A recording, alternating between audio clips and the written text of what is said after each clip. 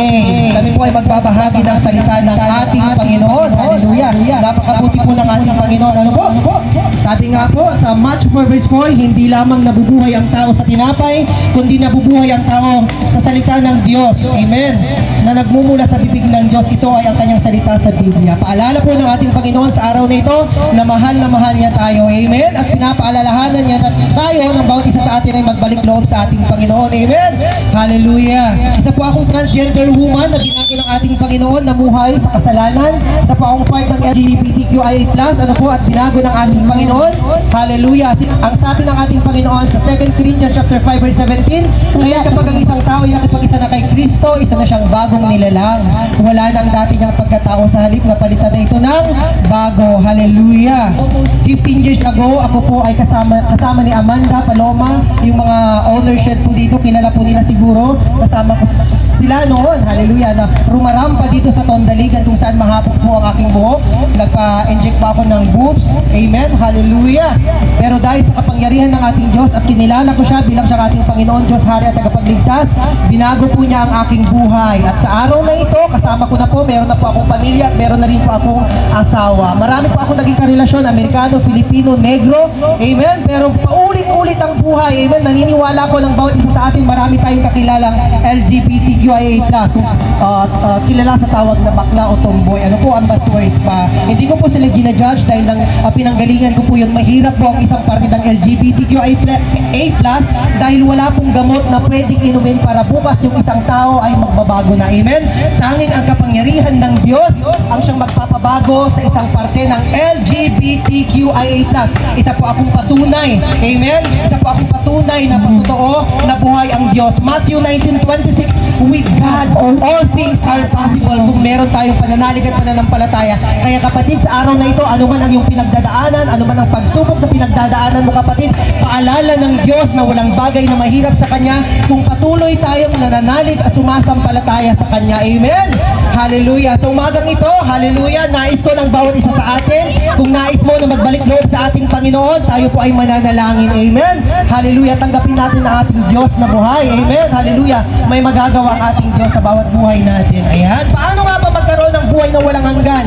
Naniniwala ko ng bawat isa sa atin, naniniwala tayo na may totoong Diyos. Amen? Pero paano nga ba? Gusto lahat natin, kung tatanungin tayo siguro, saan ba natin gusto pumunta someday somehow? Sa langit ba o sa impyerno? Ang lahat ng sagot sa langit. Siyempre, wala namang may gusto na tao na pupunta doon sa impyerno. Pero yung isang bagay na gusto natin ay dapat meron tayong ginagawa. Amen? Katulad ng mga pangarap natin sa buhay.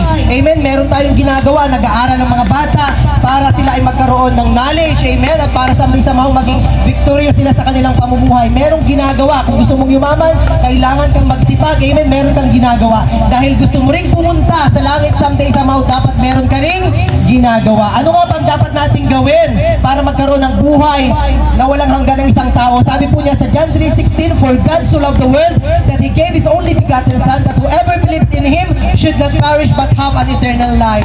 John 3:16 sa Tagalog po, sapagkat gayon na lamang ang pag-ibig ng Diyos sa sangkatauhan, kaya pinagkaloob niya ang kanyang bugtong na anak upang ang lahat ng sumampalataya ay magkaroon ng buhay na walang hanggan, upang ang isang tao na sasampalataya sa Kanya ay hindi mapahamak pagkos magkaroon ng buhay na walang hanggan. Amen? Ang sabi rin po niya sa John 14:6, I am the way. Jesus said, I am the way, the truth, and the life. No one comes to the Father except by me. So ibig sabihin, pag gusto mong pumunta sa langit someday somehow, kilalanin mo ang ating Panginoong Hesus bilang siyang iyong Panginoon, Diyos, Hari at Tagapagligtas. Amen? Hallelujah. Sa umaga pong ito, sa lahat po na naririnig, naabot ng tinig na ito, kung ikaw ay gusto mong tanggapin ang ating Panginoong Hesus bilang siyang iyong Panginoon, Diyos, Hari at Tagapagligtas, isang simpleng panalangin lamang po. Ako po, wala po akong magagawa, pero kayo ay meron kayong magagawa. Sa simpleng panalangin lamang po, kikilalanin natin ang ating Panginoon Diyos bilang siyang ating Panginoon, Diyos, Hari at Tagapagligtas.